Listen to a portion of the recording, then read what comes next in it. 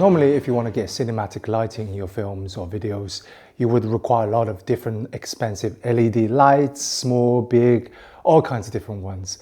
But in this video, I want to help those who can't afford any lights, and you can still achieve some really good cinematic shots using natural lights. So the whole entire video, even this video right now, I'm using natural light. For example, right now it's from the window next to me. We'll split this video into two parts. One is about daytime and one about evening time. I'm also going to take you outside to explain how you can get exterior shots that look cinematic using natural lighting like the sunshine. Okay, so the theory of getting cinematic lighting using natural lighting is still exactly the same as using LED lights.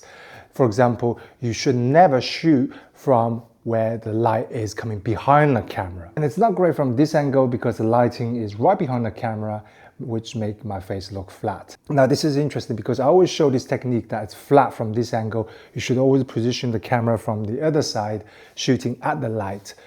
But I always get a lot of people say, you know, lighting is different every way, there's no bad lighting, and from this side it looks actually better because you can see the whole face, it's lit well. But it's just not cinematic lighting, it's just flat. I mean, this could work for a documentary or just a vlog, or you know, when something that you just want to get it quickly, light well, see the face, see whatever you're showing, and that's it, that works.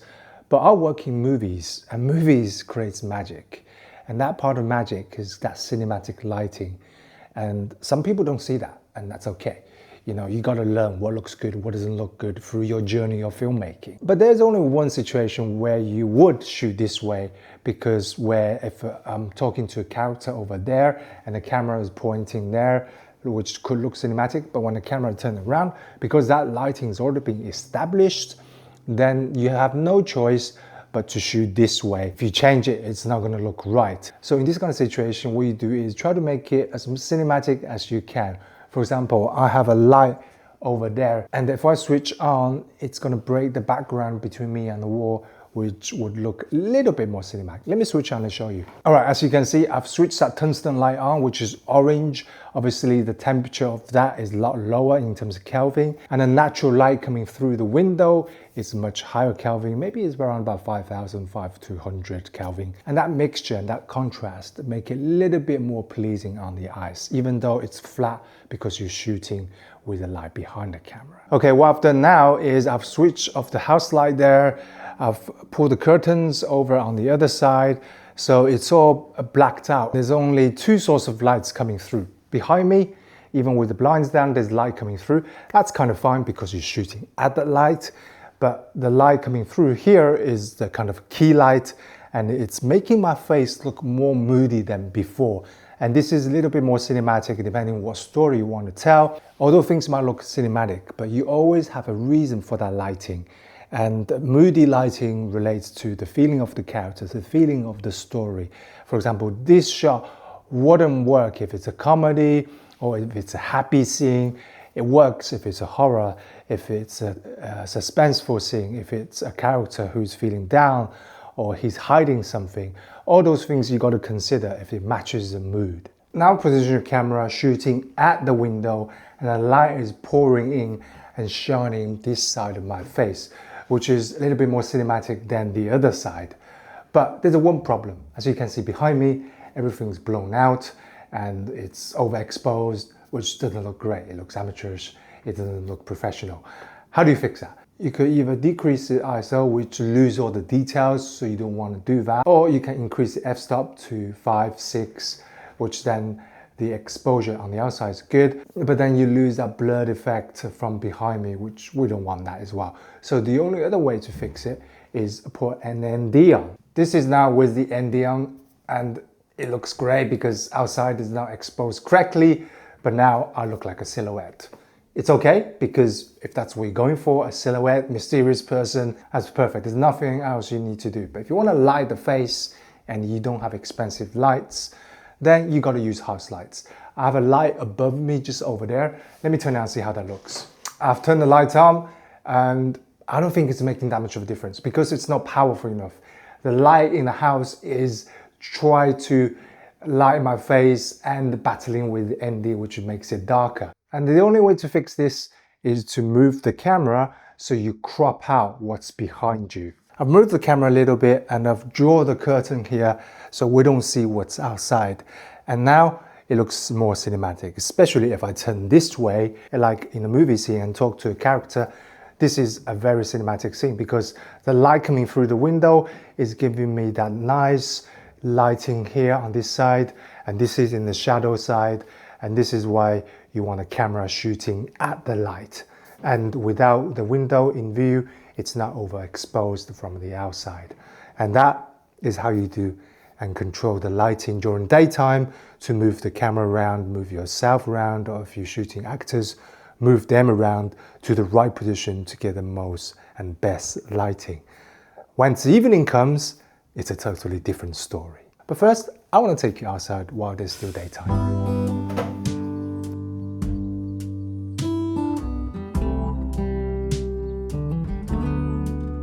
So if you're in the woody area or outside in the nature like here, and you want to film a scene and you don't have lights, you use the sun to film cinematically. Right now I have the sun facing right directly behind the camera, hitting my face. It's obviously very flat, it's not cinematic. So you want to pick a spot where the camera is facing the sun. So if we switch around, and if I come around this side, so the sun is hitting my face from here, and if I talk to you now, you can see that the dark side is here and there's more bright from this side, which makes it more cinematic. So you got to find spots at the sun with the camera shooting at the sun, and obviously check the background, looks nice, all that kind of stuff. Also try to find spots where there's sunlight and no sunlight, so there's a contrast between dark areas and sunlight areas to give a bit more cinematic feel.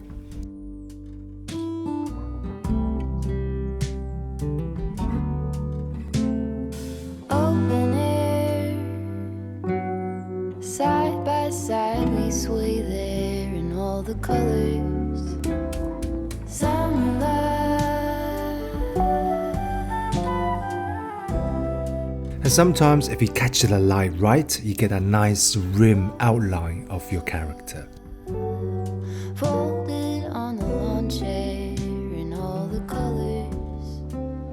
Summer love.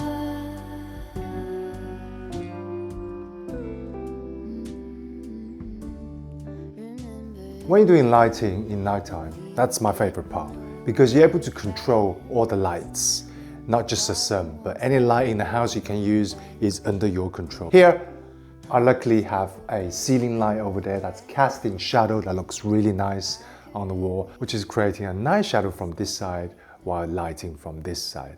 But what if you don't have that? So let's take a look at a few more examples using practical lights during evening.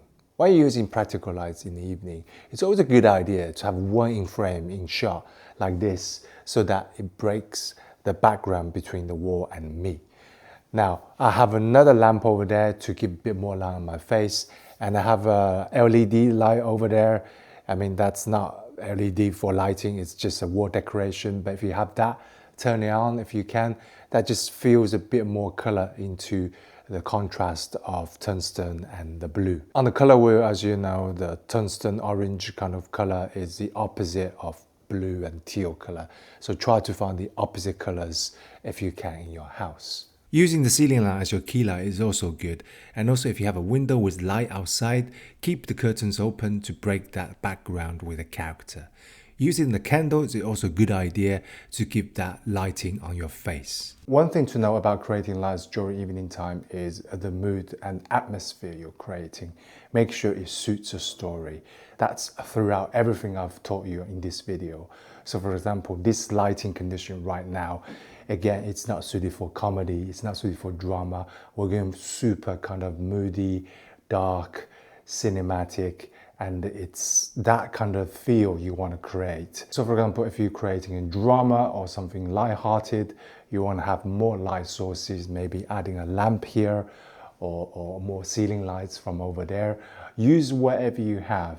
And if the light is too bright and if the light is movable, you can always move it away from the subject. The further away, the softer light it becomes. And because you don't have the expensive LED lights, you got to use your head to be creative and think about placing the lights in the right position to suit the right mood, also lighting the character nicely, breaking the background, having that nice contrast between light and dark. For lighting big space, for example, this corridor, you got to think about creating depth. So there's darkness behind me, there's light lighting here like my face, and there's darkness in front of me.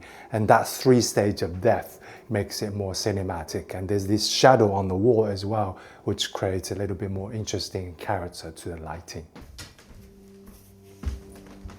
Recently, I shot a short scene with inspiration from the movie Presence. And as you can see, everything was lit by just practical lights. All I had was a ceiling light, the lamp you can see in frame, and there's a small lamp to the left side that's off frame, lighting this whole scene. And even the DP from the Presence movie said everything they did with the lighting was very minimal, all practical lights as well. So, that just goes to show you don't need expensive lights to make a movie and to make something look engaging and cinematic. Now, if you've enjoyed learning from me in this video, I want to tell you about the workshops I'll be running for the next 12 months. I'll be in LA, London, New York, Costa Rica, even at the Cannes Film Festival. I've left the link below for you to check out all the workshops, and you get a hands-on experience where you learn from script writing to cinematography and all the way to post-production. And hopefully you network and have a great time. So keep exploring, keep filming. Till next time.